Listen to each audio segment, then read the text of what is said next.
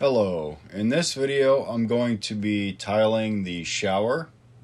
I'm going to start out by installing the backer board.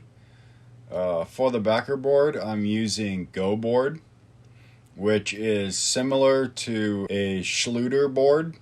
It's a rigid, lightweight, waterproof foam board. I think foam board is an excellent option for producing a waterproof shower system. And it installs relatively easily because it's lightweight and easy to cut and shape. To secure the board to the wall, I'm using Schluter's screws. GoBoard does have their own screws, but they're not readily available. So I purchased the Schluter screws. I do like the fact that they have a large washer that helps disperse the load. Now, to make sure that the shower system is waterproof, you need to use a waterproof construction adhesive in the joints and edges of the GoBoard. And one of the recommended adhesives is Sika Pro construction adhesive, which is a water immersible adhesive. So I lay a bead of construction adhesive on the edge of the previous board before installing the next board, and that'll help squeeze out in between the boards and make sure that it has a good watertight connection. And then I smooth out and spread the excess over the two boards. Now, everywhere that there's a screw attaching the board to the wall, that is a point where water could leak past the board. So you need to apply a layer of waterproofing adhesive over those to help seal up those intrusions. Then I need to fill in the gaps between the board and the tub, and also in the corners. So where the mixing valve is, I got a Schluter mixing valve seal, and the directions do say to use thin set to attach it to the board, but I went ahead and used the construction adhesive, and I think that's going to do a pretty good job. So once I finish installing the board, filling in all the cracks and covering the screw locations with the construction adhesive, this shower is going to be waterproof without the tile. And that's the important factor, is that the system you have behind your tile needs to be waterproof, because the tile where you grout will have a little bit of water that makes it past the grout. And so if your system is not waterproof behind that tile, you can get water that makes its way past that product and then onto the framing behind your shower and start causing issues down the road.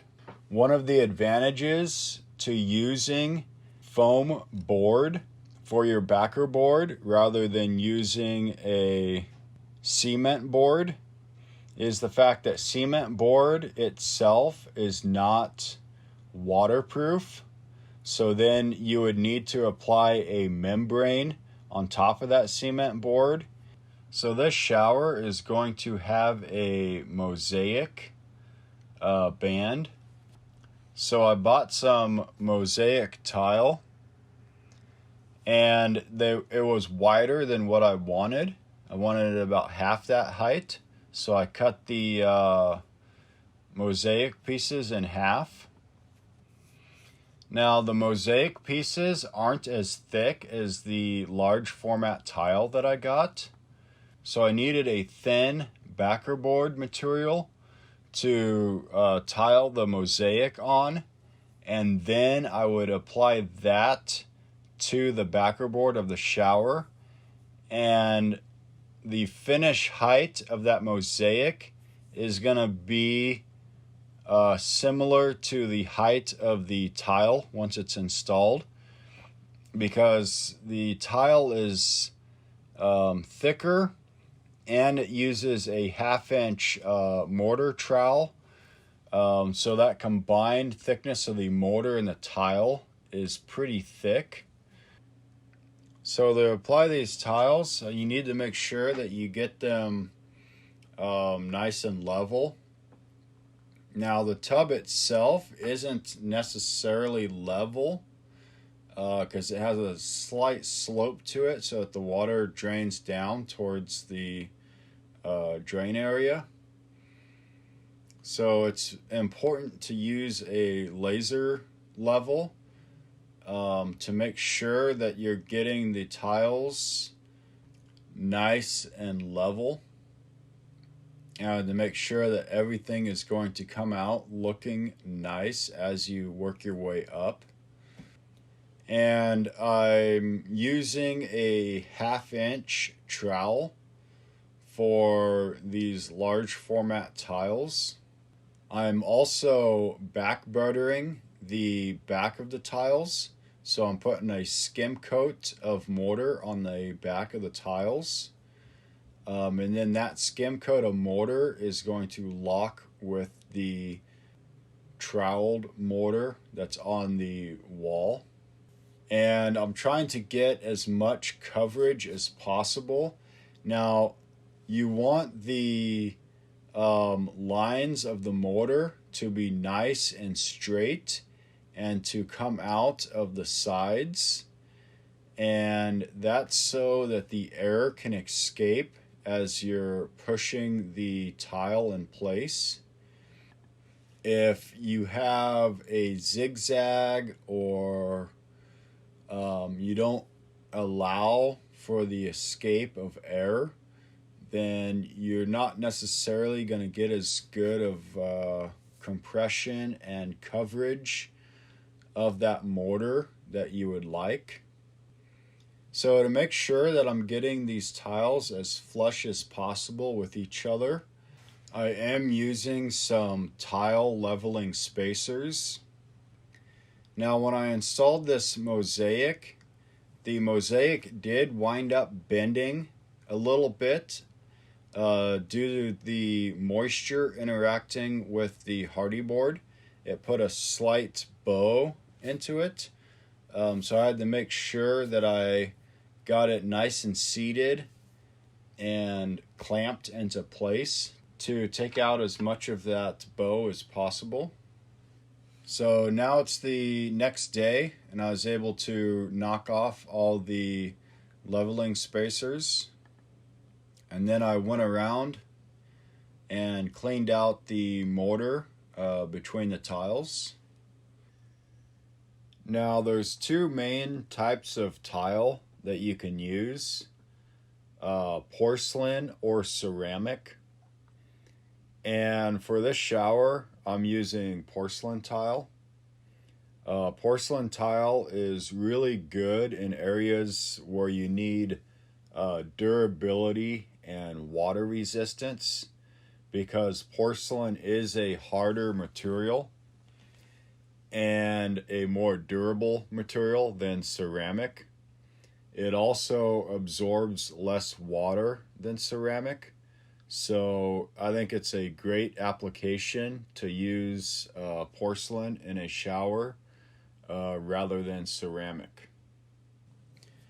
For grouting, I used Mapei Ultracolor Plus. It's a high-performance grout that doesn't need to be sealed. Some people have said that you gotta work really fast with this grout. I was able to do it relatively easy by myself, but I just made sure that I worked in sections and that I didn't let an area go too long without being wiped clean. So what I would do is I'd go and I'd work it into the spaces between the tile, and then I'd go back with some paper towels. And that's the other thing, is I use wet paper towels rather than sponges. I know most people typically use sponges, but I just like to do that because I can get the majority of it off and then go back with a clean wet paper towel and make sure I get it all off the surface of the tile. So now I'm installing the tile on the end walls, and it's important to make sure that you leave a gap in between the walls of the tile, and you don't want to grout in the corners of the shower. You want each wall to be its own system, and that's because the walls will tend to move a little bit over time, and those independent walls can move as one unit, but where they come together, if you grout them together, you can get cracks in that grout, and that corner is going to be no good. So what you're going to do instead in the corners when you get done with the wall is you're going to use caulking, which is flexible, and they sell caulking that is color matched to your grout, so it'll go along with your color scheme. Now, to finish the ends of the tile, I'm using Schluter molding, which is an extruded aluminum molding that's powder coated, and that's going to provide a nice clean look to the ends of those tiles. Now here I'm using a suction cup to just go back and pull on these tiles from the other day, just to make sure that they're on there nice and securely, and they were. So the look I'm going for with these tiles in the corner is an overlap look. If you can see, on one wall I have a short tile, and on the corresponding wall I have a long tile. And then I go and I flip it up on the next row, so it's going to be short on the other side and then long on the first side, and it's going to look like those are interlocking with each other. So these tiles have a granite block look to them, so I think this shower is going to turn out looking pretty cool. Now that I got the tile work done and the grouting done, I'm going to use some color matching silicone between the tile and the tub, and then I'm going to silicone the corners of the shower walls.